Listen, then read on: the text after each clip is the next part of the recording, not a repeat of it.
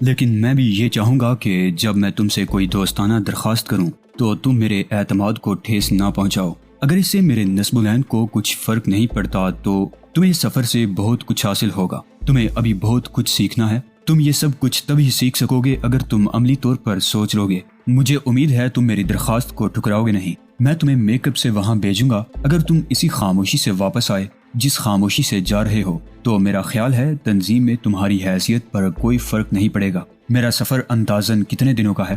میرے ذاتی خیال میں 1 ہفتہ لگے گا، مگر اس سے زیادہ دن بھی لگ سکتے ہیں۔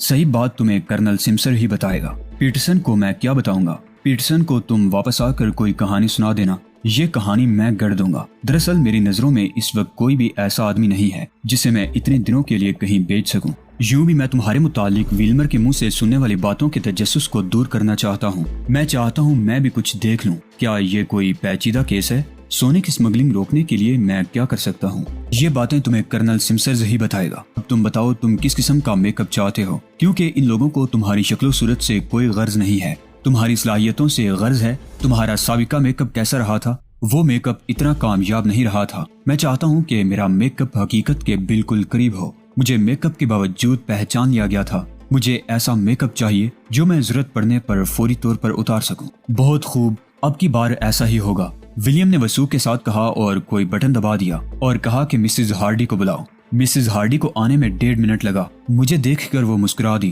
اس کی مسکراہٹ مشفقانہ تھی۔ ولیم کولمبی نے مسز ہارڈی سے کہا کہ توقیر کا میک اپ کرنے کے بجائے 30 برس کے جوان آدمی کے چہرے کا کوئی خول اس کے چہرے پر فٹ کر دو۔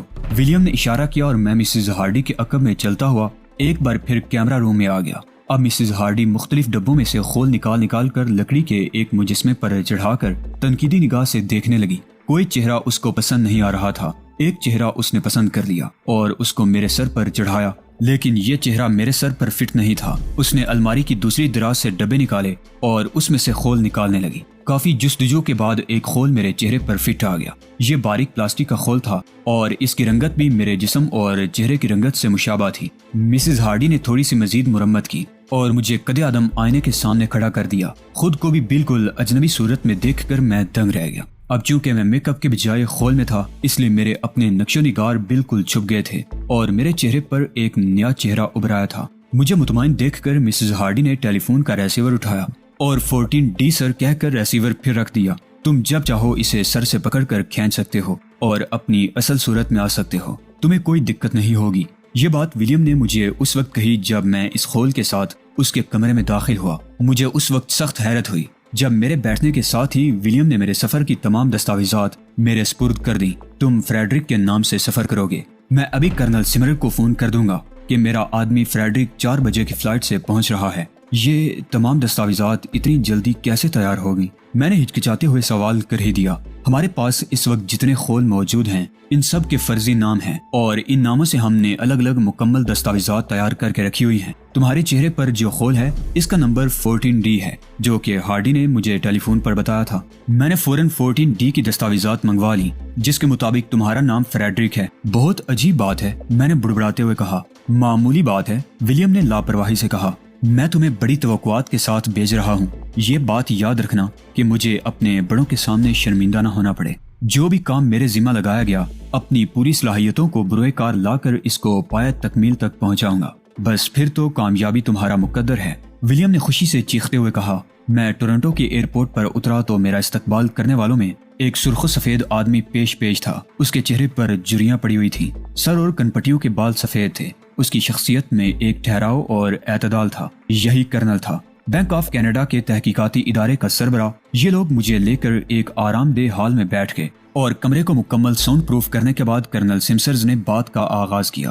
گولڈ فش کینیڈا کا ایک رئیس آدمی ہے اور مکمل حالات نے یہ ثابت کیا ہے کہ وہ سونے کا بہت بڑا اسمگلر ہے۔ وہ 20 برس پہلے لندن سے سکونت ترک کر کے کینیڈا چلایا تھا۔ اس کے آباء و اجداد جیولری کا کام کرتے تھے۔ اس نے بھی ان کی تقلید میں جیولری کی ایک دکان کھول لی، لیکن جوں جوں وقت گزرا اس نے ہیروں کی تجارت اور سونے کا کاروبار وسیع کر دیا۔ اس نے کینیڈا کے مختلف شہروں میں بہت سی دکانیں کھول لی اور پرانا سونا خریدنے لگا۔ وہ مہینے میں ایک بار سب دکانوں کا چکر لگاتا تھا اور تمام سونا ایک جگہ اکٹھا کر لیتا۔ اس نے کبھی کوئی خلاف قانون حرکت نہیں کی۔ اور نہ ہی پولیس کی نظروں میں آیا۔ جلد ہی اس نے ویلز میں مشینی آلات کی ایک چھوٹی سی فیکٹری لگائی اور ایک نہایت عمدہ مکان لے لیا۔ اس کے علاوہ بختر بن رولز رائس اور ایک چھوٹا سا بحری بار بردار جہاز بھی خرید لیا۔ اس نے اپنے مکان کے صحن میں ایک چھوٹا سا کارخانہ بھی لگا لیا۔ 10 سال تک اس پر کسی نے کسی قسم کا کوئی شک نہیں کیا۔ وہ نہایت محتاط اور قانون کا پابند تھا، اس پر کوئی شک نہیں کر سکتا تھا۔ لیکن ابھی چند ماہ پیشتر اس کا جہاز گوڈانز میں ساحل سے ٹکرا کر تباہ ہو گیا۔ اس نے شکستہ ڈھانچے کو کوڑیوں کے مول ڈور سیوریج کمپنی کے ہاتھ بیچ دیا۔ یہ کمپنی جب اس ڈھانچے کو ہٹا رہی تھی، جہاز کے عرشے کے تختوں میں خاکی قسم کا پاؤڈر نظر آیا، جس کے کیمیائی تجزیے سے معلوم ہوا کہ یہ سونے کا پاؤڈر ہے۔ اب اس بارے میں خیال آرائیاں جاری تھی کہ کسٹم آفس سے ایک رپورٹ موصول ہوئی جس میں کہا گیا تھا کہ وہ ہر سال مادری کھاد کے نام پر خاص پاؤڈر ہندوستان لے جایا کرتا تھا، لیکن واضح ثبوت کے بغیر اس پر ہاتھ نہیں ڈالا جا سکتا تھا۔ اس کی فیکٹری کا ایک معائنہ کیا گیا، لیکن وہاں بھی کوئی غیر معمولی چیز نظر نہیں آئی۔ مزید تحقیقات سے معلوم ہوا کہ وہ کینیڈا کا امیر ترین آدمی ہے اور مختلف ملکوں میں اس کی 2 کروڑ پاؤنڈ کی سونے کی اینٹیں موجود ہیں۔ میں یہ سب باتیں دم بخود ہو کر سن رہا تھا، گویا گولڈ فش میرا ہدف تھا۔ یہ لوگ نیم دائرہ بنا کر یوں میرے سامنے بیٹھے تھے اور میں ان کے درمیان یوں تھا جیسے مختلف مریضوں کے درمیان طبیب بیٹھا ان کی تکالیف کو ہمدردی سے سن رہا ہو۔ اب کیا صورتحال ہے؟ میں نے پوچھا۔ ہمیں گولڈ فش کے مختلف ٹھکانے، اس کا طریقہ واردات اور اس کے ذخائر کے اڈے دریافت کرنے ہیں، اور یہ سب کام کم از کم وقت میں کر کے اس کو اسمگلنگ سے روکنا ہے اور سونا بازیاب کرنا ہے۔ کینیڈا کی معیشت بری طرح متاثر ہو رہی ہے۔ ہمیں امید ہے کہ اب آپ کے آنے سے ہم کافی حد تک اپنے عزائم میں کامیاب ہو جائیں گے۔ مجھے پہلے مرحلے میں کیا کرنا ہوگا؟ آپ نے کوئی منصوبہ تو تیار کر ہی لیا ہوگا۔ منصوبہ تو ہمارے پاس کوئی نہیں ہے، تاہم ہم گولڈ فش کی نشاندہی کر دیں گے، باقی تمام کام آپ خود ہی کریں گے۔ کرنل کی بات سن کر میں سوچ میں پڑ گیا، گویا انہوں نے سب کچھ میرے کندھے پر ڈال دیا تھا۔ میں کرائے کا قاتل تو تھا نہیں کہ یہ لوگ گولڈ فش کی نشاندہی کرتے اور میں اسے زندگی سے بری کر دیتا۔ یہ لوگ گولڈ فش کی موت نہیں چاہتے تھے، وہ انہوں نے بتا دیا تھا۔ گویا مجھے ایک مناسب لاہے عمل کی ضرورت تھی۔ کیا آپ گولڈ فش کی کسی خاص عادت سے واقف ہیں؟ میرا مطلب ہے اس تک راؤ رسم پیدا کرنے کے لیے کوئی سبیل۔ وہ چیمپئنز کلب میں باقاعدگی سے گولف کھیلتا ہے۔ اگر آپ بھی گولف کھیلتے ہیں تو آسانی سے راؤ رسم پیدا کی جا سکتی ہے۔ میں اسکول کے زمانے میں گولف کھیلتا تھا، لیکن اتنا مشاق کھلاڑی نہ تھا، اور منصوبے کے مطابق میرا مشاق ہونا بہت ضروری تھا۔ میں نے ہر طرح ہر کام احسن طریقے سے سر انجام دینے کے لیے گولف میں مشاقی حاصل کرنے کا پروگرام بنایا، اور آئندہ 3-4 دن گولف کے بہترین کھلاڑیوں سے تربیت لیتے اور پریکٹس کرتے گزر گئے۔ 5ویں دن میں گولڈ فش کے سیکرٹری سے گولڈ فش کے ساتھ گولف کے مقابلے کا وقت لے لیا۔ یہ مقابلہ چیمپئنز کلب میں ہونا طے پایا۔ میں اس موقع سے فائدہ اٹھا کر گولڈ فش کے متعلق زیادہ معلومات حاصل کرنا چاہتا تھا۔ وقت مقررہ پر گولڈ فش چیمپئنز کلب پہنچ گیا۔ گولڈ فش واقعی پراسرار شخصیت کا مالک تھا، دیکھنے میں بہت بے ضرر سا لگتا تھا، کبھی کبھی خواہ اونگنے لگتا اور کبھی کبھی چوکنا نظروں سے ادھر ادھر دیکھنے لگتا۔ غرض گولڈ فش ایک پیچ دار آدمی تھا۔ وہ دوستانہ میچ کھیلنے کے لیے آمادہ ہو گیا۔ گولڈ فش واقعی گولف کا بہترین کھلاڑی تھا۔ ایک سخت مقابلے کے بعد اسے مات دینے میں کامیاب ہو گیا۔ مجھے یقین تھا کہ اگر گولڈ فش کسی خفیہ تنظیم کا ایجنٹ ہے یا اسمگلر ہے تو وہ میری خدمات سے فائدہ اٹھانے کی ضرور کوشش کرے گا، کیونکہ اس قسم کے لوگ ذہین اور محنتی لوگوں کو پسند کرتے ہیں۔ حسب توقع گولڈ فش نے مجھے اپنے گھر میں شام کے کھانے کی دعوت دی۔ میں بھی یہی چاہتا تھا۔ میں نے اس دعوت کو فوراً قبول کر لیا۔ شام کو گولڈ فش کی رہائش گاہ تک جانے سے پیشتر میں گولڈ فش کی فیکٹری کو ایک نظر دیکھنے کے لیے رامپس گیٹ سے گزر کر ساحل اور سڑک کے درمیان درختوں کے جھنڈ میں فیکٹری کے دروازے پر پہنچ گیا۔ رائل سینٹ مارکس کا اچھی طرح جائزہ لینے کے بعد میں گولڈ فش کے مکان میں داخل ہوا۔ ماحول بڑا پراسرار تھا۔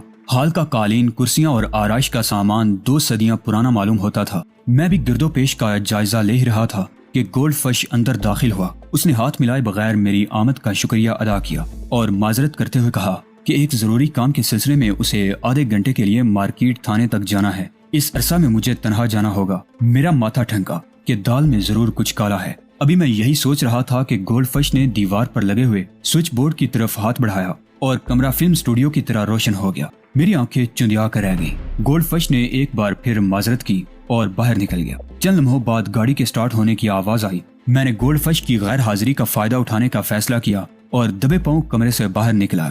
صحن کے ایک کونے میں 4 ملازم رولز رائس کا دروازہ تبدیل کر رہے تھے۔ ان ملازموں کے کام کا معائنہ کرنے والی ایک شخصیت کھڑی تھی۔ یہ ایک پستہ قد آدمی تھا اور اپنے کولوں پر ہاتھ رکھے چیخ چیخ کر ان کو ہدایات دے رہا تھا۔ میں نے عمارت کے ایک ایک کمرے کا جائزہ لیا، لیکن مجھے کوئی خاص چیز نظر نہ آئی۔ میں مطمئن انداز میں واپس آ رہا تھا کہ الماری میں رکھے ہوئے 16 ملی میٹر کے کیمرے نے مجھے شک میں ڈال دیا۔ کیمرہ جل رہا تھا اور میری تمام حرکات کا جائزہ لے رہا تھا۔ غالباً میری تمام تصویریں لے چکا تھا۔ میں نے فوری طور پر تمام فلم ضائع کر دی اور گولڈ فش کی واپسی سے پہلے ہی ہال کمرے میں لوٹ آیا۔ جب گولڈ فش واپس آیا تو میں بظاہر آتش دان کے سامنے بیٹھا کتابوں کو الٹ پلٹ کر رہا تھا۔ وہ کپڑے تبدیل کرنے کے بہانے اندر چلا گیا اور جب وہ واپس آیا تو اس کے چہرے کے تاثرات بتا رہے تھے کہ وہ میری چالاکی کو بانپ گیا ہے۔ گولڈ فش نے میرے قریب بیٹھتے ہی گھنٹی بجائی۔ جلد ہی ایک عجیب الخلقت اور کریہا صورت شخص سیاہ چمکیلے دستانے اور باولر ہیٹ پہنے اندر داخل ہوا۔ یہ ٹائیگر ہے اور میرا دست راست ہے،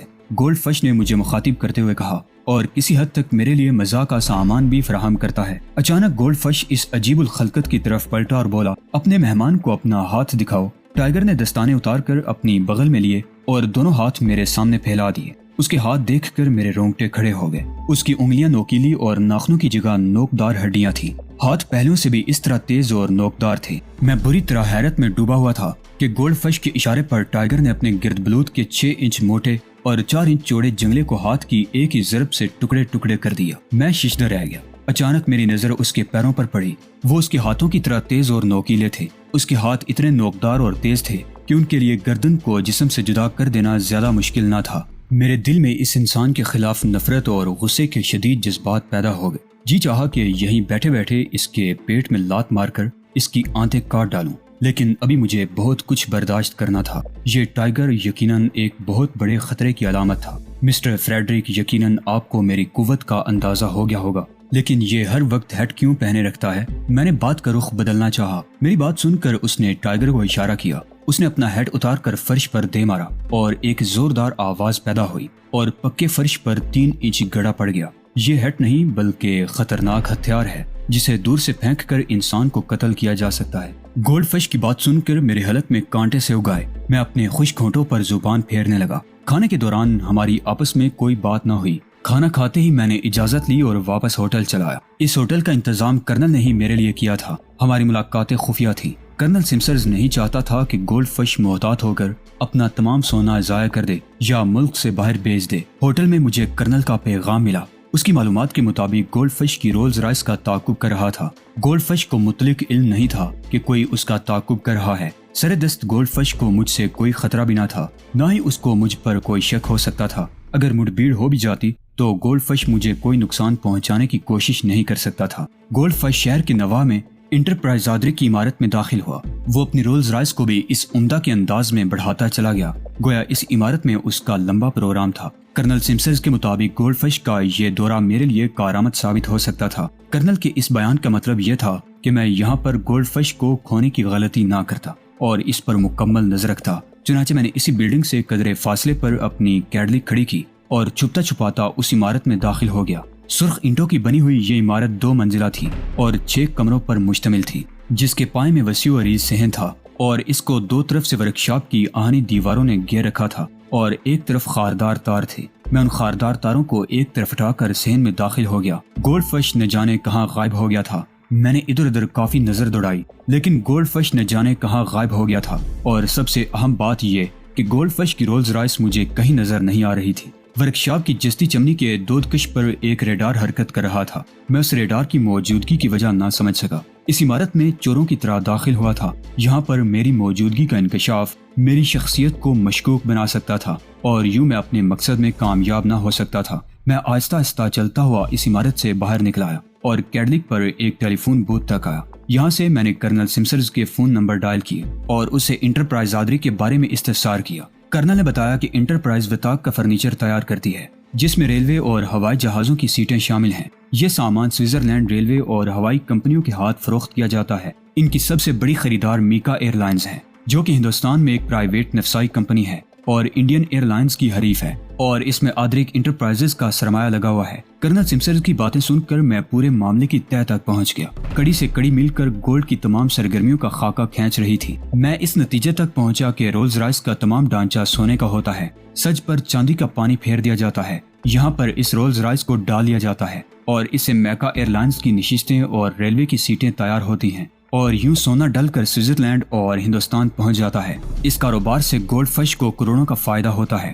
یہ تمام باتیں رونگٹے کھڑے کر دینے کے لیے کافی تھی تاہم اس بارے میں حتمی رائے قائم کرنے سے پیشتر میں ورکشاپ کا تفصیلی جائزہ لینا چاہتا تھا۔ میں نے اس رات ہوٹل میں قیام کیا۔ تقریباً آدھی رات کو میں نے کمرہ چھوڑ دیا اور میں انٹرپرائز پہنچا۔ کیڈلک میں نے عمارت سے تقریباً 300 گز دور درختوں کے درمیان پارک کر دیا۔ یہ ایک اندھیری رات تھی، تاہم ستاروں کی روشنی سے اتنا اجالا پھیلا ہوا تھا کہ اپنے سے تقریباً 2-3 فٹ کے فاصلے پر کھڑے ہوئے شخص کے خد و خال سے یہ نتیجہ اخذ کیا جا سکتا تھا کہ سامنے کھڑے شخص سے اس سے پیشتر کوئی جان پہچان رہی ہے یا نہیں۔ میں خاردار باڑ کے راستے صحن میں داخل ہو گیا۔ میں پھونک پھونک کر قدم رکھ رہا تھا۔ اس وقت میرے پاس پیٹرسن کے پراسرار ریوالور کے علاوہ کوئی ہتھیار موجود نہ تھا، لیکن یہ ہتھیار ایک لحاظ سے میرے لیے بیکار تھا کیونکہ اس کو 1-2 فٹ کے فاصلے سے استعمال کیا جا سکتا تھا۔ دوستو، اسی کے ساتھ آج کی قسط کا اختتام ہوتا ہے۔ گزارش ہے کہ چینل کو سبسکرائب کرتے ہوئے ویڈیو کو لائک شیئر لازمی کیجیے۔ اللہ نگہبان۔